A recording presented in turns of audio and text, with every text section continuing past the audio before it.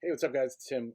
Just another little Comics 101 conversation, and that is the question of why comic book stores.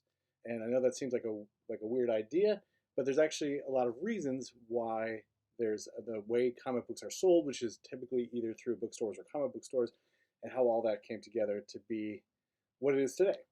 The first part of that is to understand a little bit about the history, and that is that when comics first became popular in the U.S., they became popular in newspapers. They were comic strips in newspapers, and often that was humor strips and such, but it was also stuff like The Spirit or Gasoline Alley. And those strips then, when the sort of hype was big enough for those things, the newspapers that published them realized we could make some more money off these, and so they would gather those strips up together and put them in a book, and that thing became called a comic book, and those things were then sold on the newsstand where newspapers were sold. Now, the newsstand, for the younger people in the audience, is sort of a bygone thing. They're not really around anymore, but when they were, there was these stands that every week or every day would get in new periodical entertainment. It was mostly newspapers, but it was magazines, and it was comic books, and it was other stuff.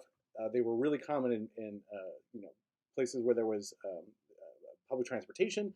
They were all over cities, and they were a great way for people to sell periodical entertainment. So the other side of that, though, was that the market for the newsstand was set up so that people would order whatever they thought they could sell, and then they could take whatever they did not sell at the end of the day. Let's say it was a magazine, or at the end of a week, let's say it was a newspaper, or it was a comic book. They could take those things and rip off the cover and send them back to the publisher. And that would just be for unsold merch, and the publisher then would eat the cost of those things. So it was a great deal for the newsstands who were basically not responsible for things that were unsold, but they were relying on the idea that they would sell things quickly, and if it didn't sell, they didn't want it. They're trying to get their numbers very close, and so for publishers, this was less of a good deal. But if you were selling enough, it didn't matter. The printing costs would be eaten by the ones you did eat. So on the downside of this, you would have something like a sell-through of maybe 20% for a comic, or 30 or 40%, let's say.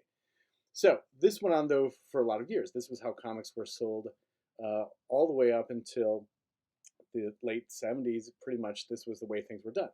But the way that comic book stores came to be is that there was a market for back issues suddenly, and these were originally found at flea markets, and people started buying things of what they missed. Now, there was no such thing really as trade paperbacks before this. There was no such thing really as reprints. So if you missed something, you missed an issue of Spider-Man or you missed an issue of Hulk, that was it. These things, it just kept chugging along. But at flea markets, people would have old issues. Sometimes they would have them even with the cover on if they had saved them from sending them back. And so this started to build this market of collectors of comics, not just people who read them and roll them up, stick them in their back pocket. They were suddenly something that was collectible. So uh, first they started out as flea market stands, most likely, but then some small stores started popping up that would sell just back issues. So maybe they sold other stuff. Maybe it was a head shop which sold tobacco smoking product. But these are all stores that would sell these little these back issues of comics. But in about 1973 or so, some of those retailers got together and they lobbied for Marvel and DC to sell them newsstand subscriptions, essentially, which would be they would get new comics into these shops. And so these were some retailers that were pretty much pioneers of the early comic book shop. But the deal that they made with Marvel and DC, who didn't at the time really want to interrupt their newsstand distribution, is that it was non-returnable. So at a comic shop, if you were ordering the newest selection of books, you couldn't rip off the cover and send it back. You had to keep it. You had to eat the cost of whatever that was. But in this sort of burgeoning new back issue system of collectability, that could be possible, right? You could buy a book, and if you didn't get enough of them, or you ordered too many of them, you would save them for a back issue and sell them possibly later. It became an investment. So this version of the comic book store starts about 73, 74 with stores having new books along with these back issues at the same time. So on the upside, these stores were able to survive when the newsstands started to contract. And the reason the newsstands started to contract is because of your phone, basically your smartphone. People started reading those things instead of picking up periodical newspapers, the internet in general. And so newsstands started to contract, and there was much less of them.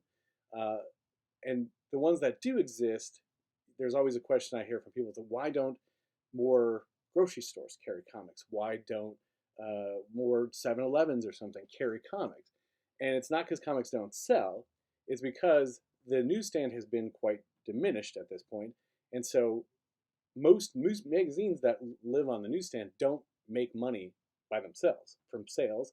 They make money from having advertisements in them. Pick up any magazine these days and flip through it, and it'll be 80% ads sometimes. That's how they make their money. The magazine itself in sales is actually a loss leader. So the problem with comics is they don't cost enough and they don't have enough ads in them. So for the existing newsstand, which is maximizing its shelf space, it's not worth it. They don't find it to be a worthwhile investment. So that's why comics are no longer on the newsstand at the places that do have that limited newsstand access. So the upside for publishers is they had, when those newsstands disappeared, they had comic shops. So it ended up being a great relationship. But then on the downside, it's less accessibility, right? Every town used to have a newsstand. Not every town has a comic book store. And so it made it so that comics became, at least in the market that we have traditionally had for monthly superhero comics and the associated other publishers, is that it made it slightly less accessible. So comics tended to be found in places, bigger cities, medium-sized cities, or you'd have to travel to get your comics. So that leads us to today, when we have these accounts and we have stores that sell new comics, and they are one of the primary places for new comics. That is called the direct market, so direct to shops with sales that have via comic book store. So there you go. There's a whole bunch of information. So that's why comic shops. So if you want to learn more stuff, let me know what questions you have. I'll rattle off whatever I can find for you. But thanks so much for listening, and I don't know, like and subscribe, I guess, whatever the hell you're supposed to do on YouTube. I'm still understanding how this works. But thank you so much. Have a good day.